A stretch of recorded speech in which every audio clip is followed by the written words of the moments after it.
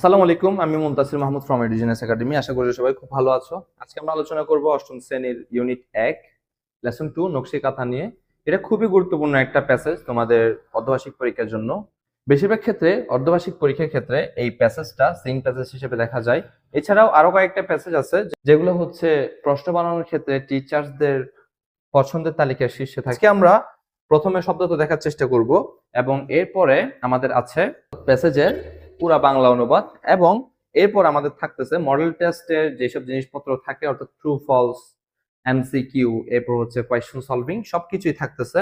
তো তোমরা ধৈর্য ধরে যদি তোমাদের মূল্যবান জীবনে 30 মিনিট দিয়ে যদি এই ক্লাসটা কন্টিনিউ করতে পারো, আমি আশা করি যে তোমরা ইংলিশ ফার্স্ট পার্টে খুব ভালো একটা নাম্বার অ্যাচিভ করতে পারবে ইনশাল্লাহ। তো চলো শুরু করা যাক। আমাদের প্রথম যেই ওয়ার্ডটা সেটা হচ্ছে নকশি কাঁথা।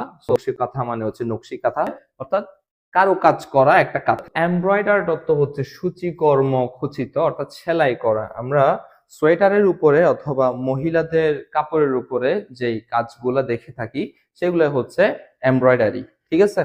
এন্ড কুইল্ট, কুইল্ট মানে হচ্ছে কাঁথা। নকশা আমরা বাংলায় নকশা হিসেবেই চিনি, আমরা দেখলেই চিনি যে নকশা কাকে বলে, শিল্পকর্মের নমুনা। এরপর হচ্ছে আর্টিস্টিক প্যাটার্ন, আর্টিস্ট অর্থ শিল্পী, সো আর্টিস্টিক শৈল্পিক প্যাটার্ন। প্যাটার্ন মানে হচ্ছে ধারাবাহিকতা বজায় রেখে কোন একটা কাজ বারবার করা, যেমন ধরো একটা ফুল যেটা হচ্ছে ধারাবাহিক ভাবে একটার পর একটা রচনা করা, এগুলো হচ্ছে এটাকে বলা হচ্ছে প্যাটার্ন। সো আর্টিস্টিক প্যাটার্ন মানে হচ্ছে মানসম্মত নকশা বা শৈল্পিক প্যাটার্ন, শৈল্পিক ধারাবাহিক সূচিকর্ম নকশা।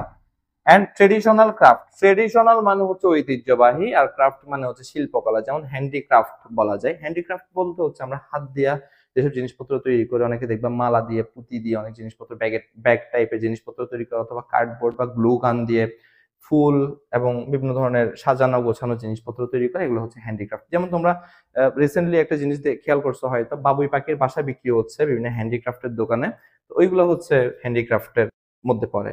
ইন্ডিজিনাস অর্থ হচ্ছে দেশীয় বা স্থানীয় বা নিজস্ব। এরপর প্র্যাকটিস, প্র্যাকটিস অর্থ হচ্ছে চর্চা করা। সেঞ্চুরিস, সেঞ্চুরি মানে হচ্ছে শতাব্দী, শতাব্দী মানে কি 100 বছর বোঝায়। আমরা ক্রিকেটে যখন সেঞ্চুরি বোঝাই, সেঞ্চুরি বলি, তখন সেঞ্চুরি মানে কি কেউ 100 রান করেছে, এটা কিন্তু সেঞ্চুরি বলি। তো সেঞ্চুরি মানে সময়ের ক্ষেত্রে 100 বছরকে বোঝায়, আর আমরা 100 বছরকে 1 শতাব্দী বলি। পাবলিশ, পাবলিশ মানে হচ্ছে প্রকাশ করা, প্রকাশিত হওয়া। এরপর হচ্ছে কমার্শিয়ালি, কমার্শিয়ালি মানে হচ্ছে বাণিজ্যিক ভাবে। হ্যান্ডিক্রাফট মানে হস্তশিল্প, হাত দিয়ে যে শিল্প রচনা করা হয় ওইটাই। এরপর হচ্ছে ডিমান্ড, ডিমান্ড মানে হচ্ছে চাহিদা। কালারফুল প্যাটার্ন, রঙিন নকশা, কালারফুল মানে রঙিন, আর প্যাটার্ন মানে যে আমরা একটু আগে এক্সপ্লেন করলাম।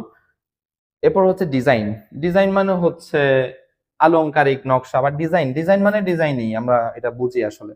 যেমন মিষ্টি স্বাদ কি, মিষ্টির স্বাদ হচ্ছে মিষ্টি, এরকম কিছু জিনিস আছে আসলে ভাষায় তেমন সুন্দর করে এক্সপ্লেন করা যায় না, কিন্তু আমরা খুব ভালোভাবে বুঝি জিনিসগুলো। এরপর হচ্ছে কাঁথা, কাঁথা মানে হচ্ছে কাঁথা আমরা যেটা হচ্ছে গরমকালে গায়ে দিই, ঘুমানোর সময় যেটা আমরা জড়াই ঘুমাই সেটা। এরপর হচ্ছে ক্লথ মানে হচ্ছে কাপড়। এরপর থ্রেড, থ্রেড মানে হচ্ছে সুতা, আমরা যেই সুতাগুলা দিয়ে হচ্ছে কাপড় সেলাই করি সেইগুলো। এরপর পয়েট মানে হচ্ছে কবি। ইন গ্রেট ডিমান্ড, গ্রেট মানে হচ্ছে মহান বা অনেক বেশি, আর ডিমান্ড মানে হচ্ছে চাহিদা, মানে খুব বেশি চাহিদা সম্পন্ন। তো এবার হচ্ছে আমরা আস্তে আস্তে অনুবাদের দিকে চলে যাই। দেখো আমাদের প্রথম বাক্যটা আছে হচ্ছে Nakshi Kantha is a kind of embroidered quilt. Nakshi Kantha হচ্ছে একটা এমব্রয়ডারি করা কাঁথার ধরন। কাইন্ড অফ বলতে আমরা ধরন বা প্রকার বুঝি। তো এটা হচ্ছে এমন এক ধরনের কাঁথা যেটার উপরে সূচিকর্ম করা থাকে বা এমব্রয়ডারি করা থাকে। The name was taken from, the name was taken নামটা নেওয়া হয়েছিল, from the Bangla word, Bangla শব্দ নকশা, তাহলে নামটা নেওয়া হয়েছিল বাংলা শব্দ নকশা থেকে, হুইচ মিনস আর্টিস্টিক প্যাটার্ন। এটা নামটা নেওয়া হয়েছিল নকশা থেকে, বাংলা শব্দ নকশা থেকে, যেটার দ্বারা বোঝায় আর্টিস্টিক প্যাটার্ন অর্থাৎ শৈল্পিক কারুকাজ। It is a kind of traditional craft, traditional craft, traditional মানে হচ্ছে ঐতিহ্যবাহী, এন্ড ক্রাফট মানে হচ্ছে শিল্পকলা। তো এটা হচ্ছে এক ধরনের ঐতিহ্যবাহী শিল্পকলা। And it is and is said to be indigenous to Bangladesh and West Bengal. West Bengal মানে হচ্ছে, ওয়েস্ট মানে পশ্চিম, বেঙ্গল মানে হচ্ছে বাংলা, এটা হচ্ছে পশ্চিমবঙ্গের এবং বাংলাদেশের। ইন্ডিজিনাস মানে আমরা কি বলছিলাম, দেশীয় বা নিজস্ব, ঠিক আছে। তো এটা হচ্ছে পশ্চিমবঙ্গ এবং বাংলাদেশের নিজস্ব শিল্প মনে করা হয়।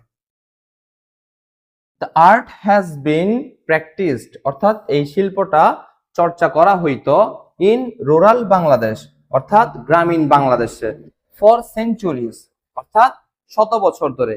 এটা শত বছর ধরে বাংলার গ্রামীণ সমাজে চর্চা হয়ে আসছে। The name nakshi kantha become popular, তাহলে নকশিকাথা নামটা বিকেম মানে হয়েছে হয়েছিল, পপুলার মানে জনপ্রিয়। এই নকশিকাথা নামটা জনপ্রিয় হয়েছিল after the poet Jasimuddin's poem Nakshi Kantha Math was published in 1929। তো এটার মানে হচ্ছে নকশিকাথা শব্দটা কখন পপুলার হয়েছিল? নকশিকাথা শব্দটা তখন পপুলার হয়েছিল যখন 1919 সালে বাংলাদেশি একজন কবি, যাকে পল্লী কবি বলা হয়, ওনার একটা কবিতা নকশিকাতার মাঠ, ওইটা যখন 1929 সালে পাবলিশ হয়, এরপর থেকে হচ্ছে নকশিকাতা শব্দটা, নকশিকাতা নামটা জনপ্রিয় হওয়া শুরু করে। এরপর traditional kanthas are made for family use. Traditional kantha মানে ঐতিহ্যবাহী কাঁথা, আর মেড তৈরি করা হইতো ফর ফ্যামিলি ইউজ, অর্থাৎ পরিবারের ব্যবহারের জন্য ঐতিহ্যবাহী কাঁথাগুলো তৈরি করা হইতো। Old or new cloth, cloth মানে হচ্ছে কাপড়, ওল্ড মানে হচ্ছে পুরাতন, অর মানে হচ্ছে অথবা, নিউ মানে হচ্ছে নতুন। পুরাতন অথবা নতুন কাপড় অ্যান্ড থ্রেড, অর্থাৎ এবং সুতা, আর ইউজড ব্যবহার করা হইতো টু মেক তৈরি করতে দিস কুইল্ট এই কাঁথাটা। এই কাঁথাটা তৈরি করতে পুরাতন অথবা নতুন কাপড় এবং সুতা ব্যবহার করা হয়।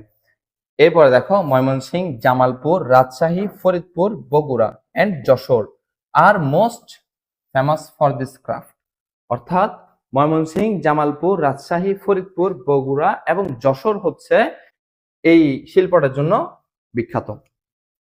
নাও ইট ইজ প্রডিউসড, নাও মানে এখন, ইট ইজ প্রডিউসড মানে হচ্ছে, প্রডিউস মানে কি? প্রডিউস মানে হচ্ছে উৎপাদন করা। সো ইট ইজ প্রডিউসড, এটা উৎপাদিত হয় কমার্শিয়ালি, অর্থাৎ বাণিজ্যিক ভাবে। আগে তো মানুষ একটা দুইটা সেলাই করতো নিজেদের ইউজের জন্য, বাণিজ্যিক ভাবে মানে হচ্ছে বিক্রি করার নিয়তে এগুলো এখন প্রোডাকশন হচ্ছে। সো এগুলো এখন উৎপাদন করা হচ্ছে বাণিজ্যিক ভাবে। ইউ ক্যান ফাইন্ড, তুমি এগুলো খুঁজে পাবে, ইউ ক্যান ফাইন্ড দ্যাম, তুমি এগুলোকে খুঁজে পাবে ইন মেনি এক্সপেন্সিভ। এক্সপেন্সিভ মানে কি বলতো? এক্সপেন্সিভ মানে হচ্ছে দামি, হ্যাঁ, যেগুলা এফোর্ড করতে কষ্ট হয় এগুলাকে আমরা সাধারণত এক্সপেন্সিভ হিসাবে চিনি। সো এক্সপেন্সিভ মানে হচ্ছে দামি। হ্যান্ডিক্রাফট শপ ইন সিটিজ, অর্থাৎ শহরে যেই দামি হস্তশিল্পের দোকানগুলো রয়েছে, যেখানে দামি দামি এক্সপেন্সিভ জিনিসপত্র, হাতে তৈরি জিনিসপত্র বিক্রি করা হয়, তুমি ওই দোকানগুলোতে এই যে এই নকশিকাঁথাটা পাবা।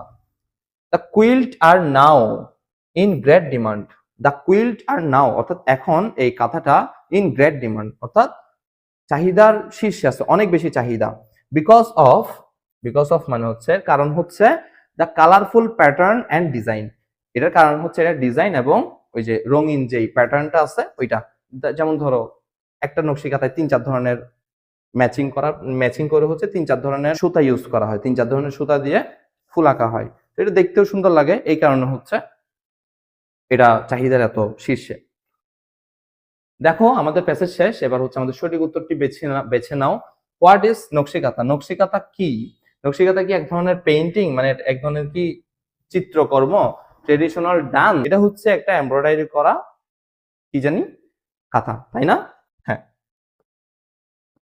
এরপর আমাদের দ্বিতীয় যেই কোয়েশ্চনটা আছে এটা দেখো, what does the Bangla word naksha means? আমরা অনুবাদ করার সময় দেখছিলাম নকশা মানে বোঝায় হচ্ছে আর্টিস্টিক প্যাটার্ন। এরপর nakshi kantha is said to be indigenous which region? Which region মানে, রিজিয়ন মানে হচ্ছে অঞ্চল, তাইলে কোন অঞ্চলের নিজস্ব হিসাবে মনে করা হয়? আমরা পড়ছিলাম ওয়েস্ট বেঙ্গল এন্ড বাংলাদেশ, তাই না? তো সঠিক উত্তর হবে এইটা। Whose poem made the Nakshi Kantha popular? কার কবিতা হচ্ছে নকশিকাঁথাকে জনপ্রিয় করছে? আমরা এটাও পড়ছি, জসিমউদ্দিন। এরপর হোয়েন ওয়াজ দ্য নকশিকাঁথার মাঠ পাবলিশড? নকশিকাঁথার মাঠটা কখন পাবলিশ হয়েছিল? এটা 1929 সালে পাবলিশ হয়েছিল। Which city is not mentioned for famous for Nakshi Kantha? নকশিকাঁথার জন্য পপুলার, নকশিকাঁথার জন্য বিখ্যাত, ওইখানে কোন শহরটার নাম উল্লেখ করা হয় নাই? দেখো তো রাজশাহীর নাম উল্লেখ করা হয়েছিল, যশোরের নাম, বগুড়ার নাম উল্লেখ করা হয়েছিল, কিন্তু ঢাকার নাম কোথাও উল্লেখ নেই। তোমরা চাইলে গিয়ে প্যাসেজে দেখতে পারো, ঢাকার নাম কোথাও উল্লেখ ছিল না। Why are Nakshi Kantha in great demand today? কেন কেন বর্তমানে হচ্ছে নকশি কাঁথার চাহিদা খুব বেশি, কেন বেশি? এটার কালারফুল প্যাটার্ন এবং ডিজাইনের কারণে। আমরা শেষের দিকে এসে পড়েছিলাম এটা। এরপর how are traditional kanthas made, traditional kantha কিভাবে তৈরি করা হইতো? ট্রেডিশনাল কাঁথা তৈরি করা হইতো আমরা ইউজিং ওল্ড অর নিউ। হ্যাঁ, এটা বি নাম্বার যেটা আছে এটা কি মেশিনে তৈরি করা হয়তো? অবশ্যই না। ট্রেডিশনাল কাঁথা ঐতিহ্যবাহী কাঁথা যেগুলো মানুষ নিজের ইউজের জন্য সেলাই করতো, সেগুলো হচ্ছে নতুন বা পুরাতন কাপড় এবং সুতার সাহায্যে তৈরি করা হইতো। আচ্ছা, আমাদের এখানে ট্রু ফলস দেখো। প্রথমটা আছে হচ্ছে নকশি kantha is a type of oven carpet, অর্থাৎ এটা কি কোনো বোনা তাতে যেমন হচ্ছে কাপড় বনে এরকম কি বোনা কোনো কার্পেট বা গালিচা না, আমরা জানি এটা হচ্ছে একটা এমব্রয়ডারি করা কুইল্ট বা কাঁথা। সো এটা হবে ফলস। কারেক্ট আনসারটা তোমরা দেখতেই পাচ্ছ ডান পাশে। The word naksha means artistic pattern, এটা সত্যি, এটা আমরা পড়ছিলাম প্যাসেজে।